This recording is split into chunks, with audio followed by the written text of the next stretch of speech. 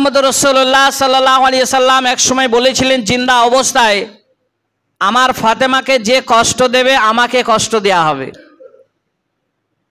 তা নবী যখন আমাদের বুক থেকে চলে গেছেন, এখন নায়েবে রসুল হলো উলামারা, আলেমরা, কোরআন হাদিসের ধারক যারা,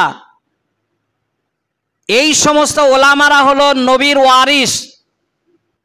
যদি এই ওলামাদের ওপরে আপনার যদি অভিযোগ থাকে, আপনার যদি কটূক্তি হয়, তাহলে নবীর ভালোবাসা আপনার ভেতর থেকে এমনি মুছে যাবে, থাকবে না।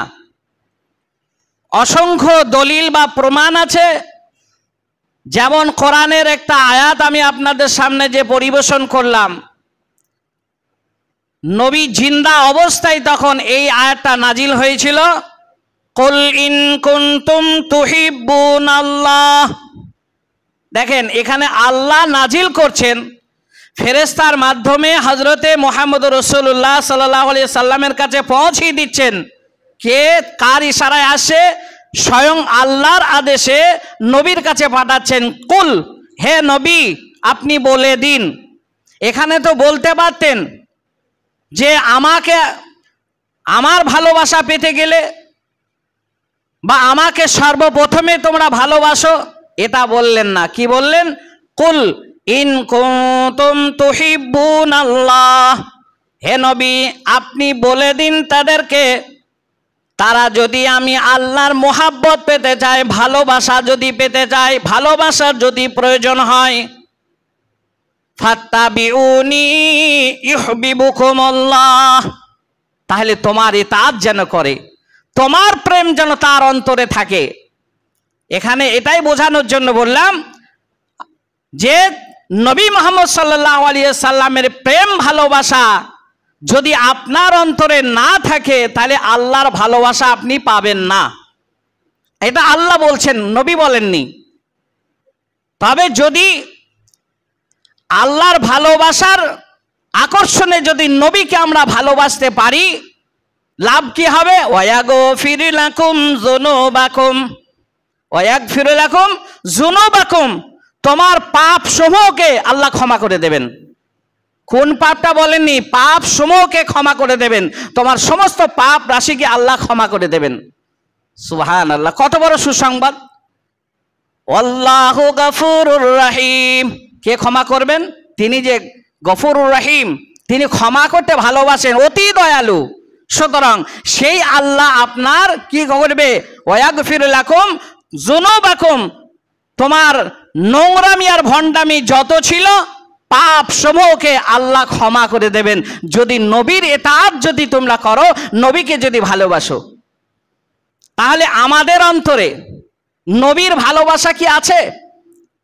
নবীর ভালোবাসা যদি আপনার অন্তরে থাকে, তাহলে উলামার ভালোবাসা আপনাকে এক ফার্স্ট থাকতে হবে। যদি উলামার ভালোবাসা আপনার অন্তরে না থাকে, নবীর ভালোবাসা হাজারো চেষ্টা করলে আপনি পাবেন না। আর নবীর ভালোবাসা যদি না থাকে, আল্লাহর ভালোবাসাও পাবেন না। আশা করি বুঝতে পেরেছেন।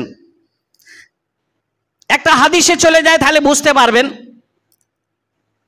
হাদিসটা হলো এই, রাওয়াহুল বুখারী ওয়ান আবি হুরায়রাতা রাদিয়াল্লাহু তাআলা আনহু قال قال رسول الله সাল্লাল্লাহু আলাইহি ওয়াসাল্লাম। বুখারী শরীফের ভেতরে বলছেন, হযরত আবু হুরায়রা থেকে বর্ণনা করছেন হাদিসটা, কুল্লু উম্মাতিন ইয়াদখুলুনাল জান্নাহ, কুল্লু উম্মাতিন ইয়াদখুলুনাল জান্নাহ। আল্লাহর নবী মহানবী মুহাম্মদুর রাসূলুল্লাহ সাল্লাল্লাহু আলাইহি ওয়াসাল্লাম। আপনাদের জবান বন্ধ কেন? নবীর নাম বলছি, তা বুঝতে পারেননি? যতবার নবীর নাম হবে দরুদ পড়তে ভুলছেন কেন? ঠোঁটটা কমপক্ষে লড়বে তো। নবী মুহাম্মদুর রাসূলুল্লাহ সাল্লাল্লাহু আলাইহি ওয়াসাল্লাম বললেন, ক্বালা কুল্লু উম্মাতিন ইয়াদখুলুনাল জান্নাহ, আমার উম্মত উম্মতির ভেতরে সবাই জান্নাতি। আলহামদুলিল্লাহ, আলহামদুলিল্লাহ। একটা ঢাল স্বরূপ বললেন কি?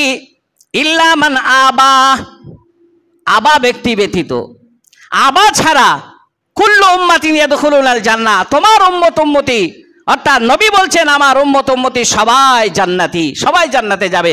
ক্বালা ইন্নী, আবা বললেন, তা আবাটা কে? আবাটা আপনাকে জেনে নিতে হবে যে আবা ব্যক্তিটাকে কিলা ওয়া মান আবা ক্বালা মান আতাআনি দাখালাল জান্নাহ। অস্বীকারী, অমান্যকারী, যারা নবীকে ভালোবাসে না, নবীর ভালোবাসা প্রয়োজন মনে করে না, নবীর আইন কানুনকে যাদের পছন্দ হয় না। যেমন দেখেন না, নবীর আইন কানুন বলতে গেলে এখনকার ছেলেদের চারিদিকে দেখবেন ন্যাড়া আর মাঝখানে দেখবেন চুল খাড়া, ঠিক না ভুল? এটা নবীর প্রেমে কি হতে পারে যে চারিদিকে চুলগুলো তার ন্যাড়া আর মাঝখানে তার চুলগুলো হলো খাড়া, আর আমরা বলছি নবীর উম্মত। এই দেখেন আবা, আবা হলে এই ব্যক্তি কে যে নবীর তরিকা চুল কাটলো না, যে প্যান্ট এবং লুঙ্গির কাপড়টা যে গাঁটের নিচে পরিধান করে চলাফেরা করলো অহংকারের সাথে, তাকাব্বুরের সাথে, সে আবা। সেই ব্যক্তিটা হলো আবা। যার ছেলের বিয়েতে ঢোল বাজনা নিয়ে মাতাউন করছে সেই হলো আবা। যার ছেলের বিয়েতে অতি রঞ্জিত করছে এই হলো আবা। যার ছেলে মেয়ের বিয়েতে বেহায়া বেলজ্জার মতন বেলিল্লার মতন মানে পরিবেশ তৈরি করতে পারে সেই হলো আবা। আবাটা কে বুঝতে পেরেছেন না পারেন নাই? আরো কি খোলাখুলি বলতে হবে আপনাদের? তাহলে আল্লাহর নবী বলেন ক্বালা কুল্লু উম্মাতিন ইয়াদখুলুল জান্নাহ ইল্লা আবা। আবা ব্যতীত সবাই আমার উম্মত উম্মতিরা তারা জান্নাতে যাবে। তারপরে কি বললেন যে ক্বালা মান আতাআনি দাখালাল জান্নাহ, আমার ইতাআতকারী হলো বেশক সে কোনো সন্দেহ নাই সে জান্নাতে যাবে। কিলা ওয়া মান আবা, তারপরে জিজ্ঞাসা করা হলো ইয়া রাসূলুল্লাহ ইয়া হাবিবাল্লাহ, আবা ব্যক্তিরা আমাদেরকে পরিষ্কার করে দেন। ক্বালা মান আতানি দাখালাল জান্নাহ ওয়া মান আসানি ফাকাদ আবা, আর যে ব্যক্তি অস্বীকার করলো অর্থাৎ আমার হুকুম আমার আইন কানুনকে যার অপছন্দ হলো সেই ব্যক্তিটাই হলো আবা। সুবহানাল্লাহ সুবহানাল্লাহ। তারপরে চলে আসুন আল্লাহর নবী বলছেন ওয়ান মালিক ইবনে আনাসিন মুরসালান ক্বালা রাসূলুল্লাহ সাল্লাল্লাহু আলাইহি ওয়াসাল্লাম তারাকতু ফীকুম আমরাইন লান তাজিল্লু মা তামাসসাকতুম বিহিমা কিতাবাল্লাহি ওয়া সুন্নাতা রাসূল। বিশ্ব নবী জনাবে মুহাম্মদুর রাসূলুল্লাহ সাল্লাল্লাহু আলাইহি ওয়াসাল্লাম পবিত্র মুখ মিশ্রিত বাণী আল্লাহর নবী বললেন, ও আমার প্রেমিক প্রেমিকরা শুনে নাও, জেনে নাও, বুঝে নাও, তোমরা শুনে রেখো যে আমি মুহাম্মদ যেদিন তোমাদের বুকে থাকবো না, যেদিন আমি তোমাদের কাছ থেকে বিদায় নেব, আমি যেদিন আল্লাহর ডাকে সাড়া দিয়ে আমি চলে যাব, ইহকাল ছেড়ে পরকালে যখন পদার্পণ করব, সেই দিন জেনে রাখবে, বুঝে নেবে আমি তোমাদের বুকে দুটি জিনিসকে রেখে যাব। কটা? দুটো জিনিস। এই দুটো জিনিস যতদিন তোমরা মজবুত করে ধরে রাখবে ততদিন পর্যন্ত তোমরা পথভ্রষ্ট হবে না। কেউ তোমাদেরকে গালি দেবে না, কেউ তোমাদেরকে মার দেবে না, কেউ তোমাদেরকে জেলখানায় রাখবে না, কেউ তোমাদেরকে আয়না ঘরে ভরবে না, কেউ তোমাদেরকে কষ্ট দিতে পারবে না। আর যেদিনকে এই দুটো, সেই দুটো কি? তারাকতু ফীকুম আমরাইন লান তাজিল্লু মা তামাসসাকতুম বিহিমা কিতাবাল্লাহি ওয়া সুন্নাতা রাসূল। কিতাব বলতে গেলে কোরআনুল মাজিদ, সুন্নাত বলতে গেলে এই আল্লাহর নবী মুহাম্মদুর রাসূলুল্লাহ সাল্লাল্লাহু আলাইহি ওয়াসাল্লাম জন্ম থেকে মৃত্যু পর্যন্ত যা করেছেন, যা বলেছেন, যা নিষেধ করেছেন, এই মানে হুকুমগুলোকে জানা, জেনে বুঝে সেগুলা মানার নাম হলো ওই সুন্নত, অর্থাৎ সুন্নাত রাসূল। রসুলের সুন্নত যত আছে সেইগুলা মেনে চলবে। তাহলে এখানে বুখারী, মুসলিম, মিশকাত, আবু দাউদ, ইবনে মাজাহ এই সহিহ সুন্নাহ যে হাদিসগুলো রয়েছে এই হাদিসের কথাগুলো বলবে কে আপনাদের কাছে? এই দেখেন সেই উলামা চলে আসলো। আল উলামাউ ওয়ারাসাতুল আম্বিয়া, সেই নবীর ওয়ারিস যারা তারা হলো এই উলামা। উলামাগুলো ওই হাদিসগুলো দেখবে, শুনবে, বুঝবে আর তোমাদেরকে জানিয়ে দেবে। তোমরা শুনে সেগুলো তার উপরে কি করবে? ভরসা করে ঈমান আনবে। এই ঈমানদার যখন তুমি হবে, মুমিন মুমিনা যখন হবে, তখন কি হবে? তুমি নবী প্রেমিক হবে। তার আগে তুমি নবী প্রেমিক হতে পারবে না। তবে জেনে নাও, বুঝে নাও, এই কোরআন এবং হাদিস যতদিন তুমি ধরে রাখবে ততদিন ভালো থাকবে। যেদিন তুমি প্রত্যাখ্যান করবে, অস্বীকার করবে, সেই দিন থেকে তোমার বাড়িতে অশান্তি ঢুকে যাবে, তোমার বাড়িতে গজব ঢুকে যাবে, অশান্তি গজব ঢুকে। আচ্ছা, অস্বীকার করেন কে? বলবেন হয়তো আমরা তো অস্বীকার করি না, তাহলে আমাদের স্বামী আর স্ত্রী মারামারি, বাপ বেটা মারামারি, বাপ বিটি মারামারি, প্রতিবেশীর সঙ্গে ঝামেলা, এসব হয় কেন? অবশ্যই অবশ্যই আপনি অস্বীকার করেছেন। তার মানে আপনি যখন নামাজি, আপনার স্ত্রী যদি মানে বেহায়া বেলিল্লার মতো যদি বেপর্দাভাবে যদি চলাফেরা করে, তাহলে তো আপনি নবীর কথাকে অস্বীকার করলেন। আপনাকে পানির গ্লাসটা ডান হাতে ধরতে বলা হয়েছে, দেখতে বলা হয়েছে, বিসমিল্লাহ বলতে বলা হয়েছে, 3 শ্বাসে পান করতে বলা হয়েছে। 3 শ্বাসে পান করার পরে তোমাকে আলহামদুলিল্লাহ বলতে হবে। এই যে নবীর তরিকা তোমার বাড়িতে আছে, তোমার সামনে তোমার ছেলে পানিটা ঢক ঢক করে খাচ্ছে, তুমি স্বচক্ষে দেখছো, তুমি নামাজ পড়ে গেলে, জোহরের নামাজ, ফজরের নামাজ, আসরের নামাজ পড়ে বাড়িতে ঢুকেছো, তোমার ছেলে সেখানে ঠাকুরের মতো দাঁড়িয়ে আছে, নামাজ নাই, কালাম নাই, কিছু নেই, অথচ পানিটাও বাম হাতে ধরেছে আর দাঁড়িয়ে দাঁড়িয়ে পান করছে। তুমি দেখে যাচ্ছ, এই দেখো নবীর কথাকে অস্বীকার করেছো, তোমার ঘরে অশান্তি ঢুকবে। তোমার বিবিকে পর্দায় রাখছো না, নবীর কথা অস্বীকার করেছো, তোমার অশান্তি ঢুকবে। তুমি যে কোনো কাজ করতে গেলে ডান দিক থেকে শুরু করো না, নবীর কথা অস্বীকার করেছো, তোমার বাড়িতে অশান্তি ঢুকবে।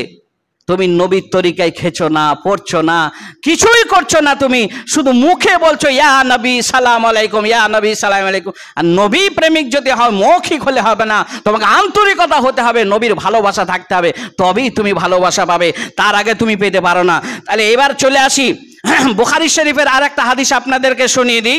হাদিসটা হলো 3811 নম্বর হাদিস। ওহুদের যুদ্ধ যখন ছত্রভঙ্গ হয়েছিল, পোড়া ঘটনা বলার মতো সময় এটা নয়। যদি ওহুদের যুদ্ধ পোড়া ঘটনা এখানে আলোচনা করি, তাহলে আর অন্য কিচ্ছু হবে না, আর এটাও শেষ হবে না।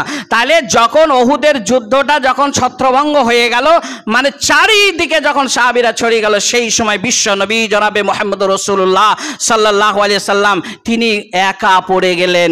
মাত্র হাতে গোনা কয়েকটা সাহাবী এদিক ওদিক ছড়িয়ে ছিটিয়ে ছিল।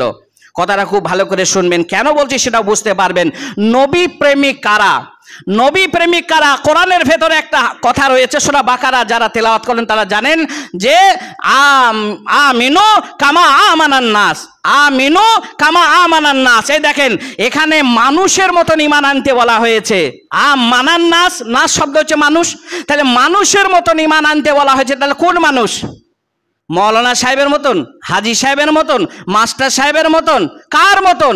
কোন মানুষ? সে মানুষটাকে, সেটা হলো আমিনু কামা আমানান নাস, মানে সাহাবাদের মতন ঈমান আনো। এর ব্যাখ্যা বিশ্লেষণ দেখলে বোঝা যায় সাহাবারা হলো মানুষ, বাকি সব অমানুষ। সাহাবাদের মতো তোমাদেরকে ঈমান আনতে হবে, আর সাহাবীদের মতন যদি ঈমান তোমার ভেতরে থাকে তাহলে ঈমানদার তুমি, আর সাহাবীদের মতন ঈমান যদি তোমার ভেতরে না থাকে তাহলে তোমার ঈমানটা হলো ভণ্ডামি। তোমার ঈমানটাই ঈমান নয়, তো ওটা ভণ্ডামি আর গন্ডামি, ওটা কোনো ঈমান নয়। তাহলে এখানে ওহুদের যুদ্ধে যখন ছত্রভঙ্গ হয়ে গেল, সেই অবস্থায় আল্লাহর নবী জনাবে মুহাম্মদুর রাসূলুল্লাহ সাল্লাল্লাহু আলাইহি সাল্লাম, কোরআনে আয়াত বললাম আপনাদের কাছে, আমিনু কামা আমানান নাস। কোন সাহাবীদের মতন ঈমান আনতে বলেছে? দেখেন সাহাবীদের ঈমান কেমন মজবুত ছিল। দেখেন আল্লাহর নবীকে পেছনে রেখেছেন, ব্যক্তিটার নাম হলো আবু তালহা। আবু তালহা সামনে দাঁড়িয়ে গেছেন, আল্লাহর নবীর বুকের সঙ্গে পিঠটা লাগিয়ে দিয়েছেন। যুদ্ধের জন্য একটা ঢাল আর একটা তরোয়াল লাগে। সেই আবু তালহা তিনি ছিলেন তীরন্দাজি, অর্থাৎ এত বিচক্ষণ তীর চালাতে পারতেন, এত সূক্ষ্মভাবে তীর চালাতে পারতেন, এত ভালো যোদ্ধা ছিল। আল্লাহর নবীকে পেছনে দাঁড় করিয়ে দিলেন, বললেন ইয়া রাসূলুল্লাহ, ইয়া হাবিবাল্লাহ, আপনি এইখানে দাঁড়িয়ে যান, এখানে বসে যান, কেননা চারিদিকে শত্রুরা আপনার ওপরে টার্গেট আছে, আপনাকে মেরে ফেলবে। আমি আবু তালহা, আমার বিনিময়ে যদি বিশ্ব নবী জনাবে মুহাম্মদুর রাসূলুল্লাহ সাল্লাল্লাহু আলাইহি ওয়াসাল্লামের জীবন যদি রক্ষা হয়, আমি ধন্য হব। সুতরাং আপনাকে যত আঘাত করবে, আমি আবু তালহা 2 হাত দিয়ে, পা দিয়ে, আমি বুক দিয়ে পর্যন্ত পেতে নেব, আমি মেনে নেব, তবু আমি বিশ্ব নবীকে আমি আঘাত করতে দেব না, আঘাত করতে আমি দেব না। আল্লাহর নবী জনাবে মুহাম্মদুর রাসূলুল্লাহ সাল্লাল্লাহু আলাইহি ওয়াসাল্লাম তিনি যখন দাঁড়িয়ে থাকলেন, ঠিক দাঁড়িয়ে কে থাকতে পারে? যে বিশ্ব নবী আমার, যার জন্য, যাকে কেন্দ্র করে এত যুদ্ধ, এত নামান্না, এত সমালোচনা, সেই নবী মুহাম্মদ সাল্লাল্লাহু আলাইহি সাল্লাম কি করলেন? দাঁড়িয়ে থাকতে পারলেন না। ওদিকে আবু তালহা একটা করে তীর আসে আর ঢাল দিয়ে, হাত দিয়ে সেগুলো রক্ষা করে, একের পর এক রক্ষা করে। আমি আবু তালহার কথা নিয়ে লম্বা চওড়া করছি না। হঠাৎ করে নবী মুহাম্মদ সাল্লাল্লাহু আলাইহি সাল্লাম যখন ওই অবস্থাটা দেখার জন্য একটু ঝুঁকি মেরেছেন, একটু উকি মেরেছেন, আবু তালহার ডান দিকে বা বাম দিকে কিংবা মাথার ওপর দিয়ে একটু উঁচু হয়ে উঠে যখন অবস্থাটা দেখার জন্য, পরিস্থিতিটা দেখার জন্য উনি মাথাটা একটু উঁচু করেছেন, এমতো অবস্থায়, সেই অবস্থায় একজন কাফের, একজন বেদিন, যার নাম হলো উতবা ইবনে আবি ওয়াক্কাস। উতবা ইবনে আবি ওয়াক্কাস ইনি কে ছিলেন জানেন? আশারে মুবাশশারার ভেতরে এক ব্যক্তির নাম আছে, যার নাম হলো সাদ বিন আবি ওয়াক্কাস। তা সাদ বিন আবি ওয়াক্কাসের আপন ভাই, একই মায়ের পেটে ভাই হলো উতবা ইবনে আবি ওয়াক্কাস। এই উতবা ইবনে আবি ওয়াক্কাস যখন আল্লাহর নবী যখন মাথাটা উঠিয়েছেন, তখন একটা ভারী পাথর নিয়ে জোরে নিক্ষেপ করেছেন। এখানে তিনজন কাফেরের কথা এসেছে, তিনজনের কথা বলার মতো সময় নেই, একজনের কথা বলছি। উতবা ইবনে আবি ওয়াক্কাসের আঘাতে আল্লাহর নবীর মাথাতে যখন আঘাত হলো, তখন আল্লাহর নবীর মাথার ওপরে লোহার একটা হেলমেট পরা ছিল। আপনারা মোটর বাইক চালক যেমন হেলমেট পরেন, ওইভাবে একটা লোহার হেলমেট পরানো ছিল। ওই উতবা ইবনে আবি ওয়াক্কাসের আঘাতে ওই লোহার হেলমেটটা ভেঙে আল্লাহর নবীর শক্ত হাড্ডির ভেতরে ঢুকে গেল, বলা যাবে না ইন্না লিল্লাহ।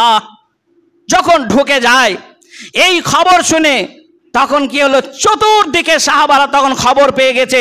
এই খবর শুনে তখন বলছে কুতিলা মুহাম্মদ সাল্লাল্লাহু আলাইহি সাল্লাম, আল্লাহর নবী কতল হয়ে গেছে, শহীদ হয়ে গেছে। তখন সিংহ তেজা মানুষ খাত্তাবের বেটা উমর হাতে তরোয়াল ঢাল নিয়ে বলল, বিশ্ব নবী যদি বেঁচে না থাকে, আজকের দিনে আমার মতন উমর বেঁচে থেকেই বা কি লাভ? কার জন্য আমি যুদ্ধ করব? কার জন্য আমি এত সুখ শান্তি ফিরিয়ে আনবো? বললেন, সেই ঢাল আর তরোয়াল নিয়ে বেরিয়ে পড়লেন, আমি নবী মুহাম্মদ সাল্লাল্লাহু আলাইহি সাল্লামকে দেখতে চাই। এই দেখার জন্য তিনি ছুটতে লাগলেন। অনেকজনা মনে করি যে শুধু পুরুষ মানুষের ঈমান আছে, অনেকেই মনে করি মহিলাদের ঈমান নেই, অনেকে মনে করি।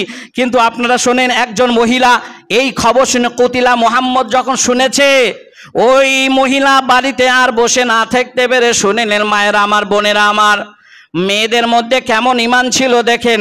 আজকে ফজরের নামাজে আর 2 মিনিট সময় আছে, 1 মিনিট সময় আছে, আমি নামাজ পড়তে শুরু করব। হঠাৎ করে একজন আল্লাহওয়ালা মানুষ এসে বলছেন, আমার বিবি 300 টাকা আপনাকে দিয়েছে। দেখেন, নবী প্রেমিক কারা? ওলামাদেরকে ভালো না বেশে নবী প্রেমিক হওয়া যাবে না, এই মহিলা জানে। যার কারণে আজকে জুম্মার দিন, শুক্রবারের দিন, একটা ওলামার হাতে কিছু হাদিয়া দিলে আমি তার জন্য যাজায়ে খায়ের পাবো আল্লাহর কাছে। তাই 300 টাকা আমার হাতে দিয়ে বললেন, আমার স্ত্রী দিয়েছে, দোয়া চেয়েছে, আমি তার জন্য অন্তর থেকে দোয়া করলাম, আল্লাহ যেন তাকে ইমানে বরকত দান করুক। আপনারা বলো আমিন। তা যখন ওই মহিলা শুনতে পেলেন যে কুতিলা মুহাম্মদ সাল্লাল্লাহু আলাইহি সাল্লাম কতল হয়ে গেছে, উনি বাড়ি ছেড়ে দিলেন। এইবার বিদ্যুৎ গতিতে ছুটতে লাগলেন, ছুটতে যুদ্ধের ময়দান থেকে যত সাহাবীরা ফিরে আসে, তখন দেখা হয়ে গেল, ও মহিলা তুমি কোথায় যাচ্ছ? বলল, তোমার যে বাবা এসেছিল যুদ্ধের ময়দানে শহীদ হয়ে গেছে। বলল, কে শহীদ হয়েছে আমি জানতে চাই না, আমার বিশ্ব নবী জনাবে মুহাম্মদ রাসূলুল্লাহ সাল্লাল্লাহু আলাইহি সাল্লাম কেমন আছে খবরটা আমাকে একবার দাও। আবার সামনে অগ্রসর হলো, বলল, তোমার যে 2টো ছেলে এসেছিল, ওই 2টো যুবক তারা শহীদ হয়ে গেছে। মহিলা, তোমার যে কোনো লাভ নাই। বলল, কে শহীদ হয়েছে আমার শুনে কোনো লাভ নাই, আমার বিশ্ব নবী জনাবে মুহাম্মদ রাসূলুল্লাহ সাল্লাল্লাহু আলাইহি সাল্লাম কেমন আছে একবার খবরটা দাও। ওই মহিলা তখন আবার সামনে অগ্রসর হলেন। তখন সেখানে যাওয়ার পরে কি বললেন, ওই সেখানে যাওয়ার বলছে, কুল্লু মুসিবাতিন বাদাকা জালাল, কুল্লু মুসিবাতিন বাদাকা জালাল। এই শব্দটা বারবার তিনি উচ্চারণ করছেন। ওই মহিলা বলছেন, কুল্লু মুসিবাতিন বাদাকা জালাল। ওগো নবী, যখন আমি শুনলাম কুতিলা মুহাম্মদ সাল্লাল্লাহু আলাইহি সাল্লাম, আমি আর বাড়িতে বসে থাকতে পারলাম না, তাই আমি বাড়ি ঘর ছেড়ে দিয়ে, দুনিয়ার মোহাব্বত ছেড়ে দিয়ে আমি আপনার মোহাব্বতে আমি ছুটে এসেছি। আমার স্বামী মরা খবর শুনেছি, ছেলে মরা খবর শুনেছি, আমার বাবা মরা খবর শুনেছি, আমার একটু দুঃখ কষ্ট হয়নি। আপনার মতো নবী, একজন নবী বেঁচে আছে দুনিয়াতে, এটাই আমার জীবনে সান্ত্বনা, আমি সান্ত্বনা লাভ করলাম। ওই মহিলা বলছেন, আপনি বেঁচে আছেন এটাই আমার ভাগ্য, আমার এটাই সৌভাগ্য যে আপনার মতন একজন মানুষ বেঁচে আছে। আমার স্বামীর বিনিময়ে, আমার ছেলের বিনিময়ে, আমার বাবার বিনিময়ে, আমার ভাইয়ের বিনিময়ে, আমার সব কিছুর বিনিময়ে যে আপনি জিন্দা আছেন, এটাই আলহামদুলিল্লাহ। মহিলার কত ঈমান ছিল, ওই মহিলার কত ঈমান ছিল। তা আল্লাহর নবী জনাবে মুহাম্মদুর রাসূলুল্লাহ সাল্লাল্লাহু আলাইহি সাল্লামকে একটি জায়গায় বসিয়ে দিলেন। ওই লোহার টুপি ভেঙে আল্লাহর নবীর ওই শক্ত হাড্ডির ভেতরে ঢুকে গেছে।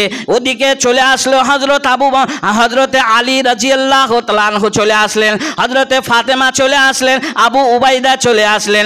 আসার পরে সেখানে ছোটাছুটি দৌড়াদৌড়ি করতে লাগলো। হযরতে আলী করলেন কি, ঢাল স্বরূপ যেটা ব্যবহার করেছিলেন যুদ্ধে, ওই ঢালে করে পানি নিয়ে আসেন আর আল্লাহর নবীর চেহারা মোবারকে দিচ্ছেন। আর ওদিকে ফাতেমা ধুয়ে দিচ্ছে, হযরত আলী পানি ঢালছে, আবু উবাইদা মোছার চেষ্টা করছে।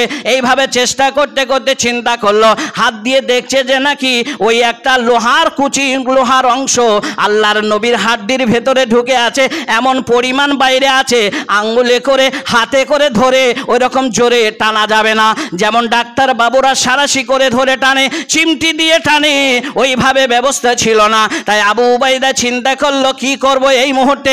তখন তাড়াতাড়ি বুদ্ধি খাটিয়ে আল্লাহর নবীর ওই ক্ষত জায়গাতে ওই আবু উবাইদা করলেন কি, দাঁত লাগিয়ে দিলেন। এবং দাঁত লাগিয়ে জোরে দাঁতটা চাপ দিয়ে, জোরে চাপ দিয়ে যখন পেছনে টান দিয়েছে, জোরে আল্লাহর নবীর ওই চেহারা থেকে, ওই হাড্ডি ভেতর থেকে ওই লোহার কুচিটা বার হয়ে এসেছে। আবু উবাইদা এত জোরে টান দিয়েছে, সামনে কার তার দুটি দাঁত ভেঙে পড়ে গেল। আল্লাহর নবী জনাবে মুহাম্মদ রাসূলুল্লাহ সাল্লাল্লাহু আলাইহি সাল্লামের এই অবস্থা যখন ঘটে গেল, যখন হাড্ডির ভেতর থেকে লোহার কুচিটা বার করা হয়েছে, আবার রক্তক্ষরণ বেশি হতে লেগেছে। আল্লাহর নবী যত আঘাত পেয়েছিলেন আর যত রক্তাক্ত হয়েছিলেন উহুদের মাঠে, এত রক্তাক্ত, এত কষ্ট, এত দুঃখ আর কোথাও পায়নি। কেননা এমনও দুঃখ আছে, পূর্বে ফিরে গেলে তার চাচাকে পর্যন্ত শহীদ করা হয়েছে এই উহুদের যুদ্ধে। আল্লাহর নবীর যখন রক্তক্ষরণ যখন বেড়ে গেল, তখন হযরতে ফাতেমা চিন্তা করলেন, আমার আলী যখন পানি ঢালছে বন্ধ হয় না, আবু উবাইদা হাত দিয়ে চাপ দিয়ে ধরে আছে তাও বন্ধ হয় না। হযরতে ফাতেমা তখন বুদ্ধিমতী মহিলা, তিনি করলেন কি, ব্যবহার করা একটা চাটাই, বিছানা যা বলেন আপনারা, সেই খাজুর গাছের খাজুর পাতার তৈরি চাটাইটা, অযোগ্য চাটাইটা ব্যবহার করা পুরাতন হয়ে গেছে, ওই ব্যবহার করা চাটাইটা করলেন কি, পুড়িয়ে তার ছাই কিছু অংশ নিয়ে এসে আল্লাহর নবীর ওই ক্ষত জায়গাতে গর্তের ভেতরে যখন দিয়ে দিলেন, সঙ্গে সঙ্গে রক্তটা বন্ধ হয়ে গেল, সঙ্গে সঙ্গে বন্ধ হয়ে গেল। সুবহানাল্লাহ, সুবহানাল্লাহ। আল্লাহর নবীকে ভালোবেসেছিলেন কারা? যে আমিনু কামা আমানান নাস, ওই সাহাবীদের যেমন ঈমান ছিল তোমাকে ঠিক ওই রকমই ঈমান আনতে হবে। হযরত ওমরের হাতটা এইভাবে ধরেছেন, আল্লাহর নবী হাতটা ধরে দিয়ে ঘুরতে যাচ্ছে, রাস্তা দিয়ে চলে যাচ্ছেন।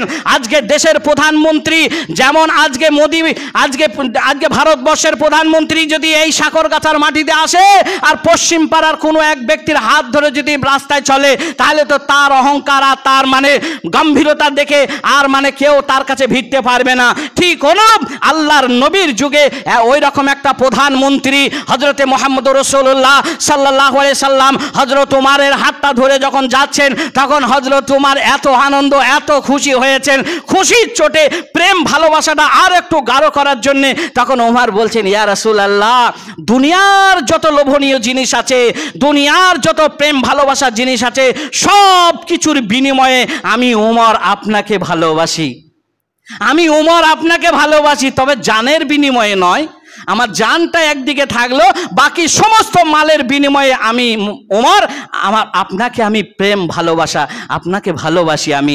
আল্লাহর নবী বললেন, ওমর তুমি কেন ওটা বাদ দিলে? কেননা তোমার মহাব্বতের কথা শুনে আমি তো বুঝে নিলাম তোমার পূর্ণাঙ্গ ঈমান নাই। বলল, আমার পূর্ণ ঈমান নাই মানে? বলল, তুমি যে জান বাদ দিলে, কিছুক্ষণ বন্ধ হয়ে চিন্তা ফিকির করে দেখলেন তাই তো, আমার জান তো কোনো মূল্য নেই। হঠাৎ করে তখন আল্লাহর নবীর কাছে ফিরে আবার বললেন, ওগো রাসূলুল্লাহ সাল্লাল্লাহু আলাইহি সাল্লাম, আমি বুঝতে পারি নাই, তবে এক্ষুনি আমি বুঝে দেখলাম আমি ওটা ভুল বলেছি। আমার জানেরও বিনিময়ে আমি ওমর আপনাকে ভালোবাসি। আল্লাহর নবী বললেন, এইবার তোমার পূর্ণ ঈমান হলো, পূর্ণাঙ্গ ঈমানদার হলে তুমি। বাকি আরও 3খানা হাদিস ছিল, ভাবলাম হয়তো বলবো, আর বলা যাবে না, সম্ভব নয়, সময় শেষ হয়ে গেছে। তাই ভাই সকল, যে কথাটা আপনাদের সামনে উপস্থাপন করতে চলেছিলাম সেটা হলো এই যে আমরা নবী প্রেমিক কিনা। যদি নবী প্রেমিক হতে পারি আর আমাদের ঈমানগুলো যদি আমিনু কামা আমানান নাস, ওই রকম সাহাবীদের মতো যদি আপনার ঈমান হয় তাহলে আপনি ঈমানদার, নচেত আপনার ঈমানটা হলো ভণ্ডামি। কথাটা আমার বলছি না, মিশকাত শরীফ থেকে প্রমাণ দেব এবং বুখারী শরীফ থেকেও আপনাকে প্রমাণ দেব। 313 নম্বর আছে এবং শুধু 15 নম্বর একটা হাদিস আছে, সেটাও আপনাদেরকে বলতে হয়তো আমি সময় পেলাম না, হায়াত বাকি তো আলোচনা বাকি, আবার আপনাদের সামনে আলোচনা করব। তাই আল্লাহর কাছে দোয়া করি শেষে, হে আল্লাহ আমাদের সকলের ঈমানকে তুমি মজবুত করে দাও। আল্লাহ, যারা এখনো পর্যন্ত তোমার শরীয়তের ওপরে, তোমার আইন কারণের ওপরে যারা এখনো পর্যন্ত অটল হতে পারেনি, তাদেরকে তুমি ইস্তেকামাত করার তৌফিক দান করো। আল্লাহ, তাদেরকে তুমি পূর্ণ ভরসা করার তৌফিক দান করো। আল্লাহ, প্রত্যেকের বাড়িতে শান্তি, ভালোবাসা, প্রেম আল্লাহ তুমি সেখানে প্রেম বিছিয়ে দিও এবং নবীর তরিকায় যাতে সকলে চলতে পারি, ফিরতে পারি, মরতে পারি, সেই তৌফিক তুমি সকলকে দান করো। রব্বানা তাকাব্বাল।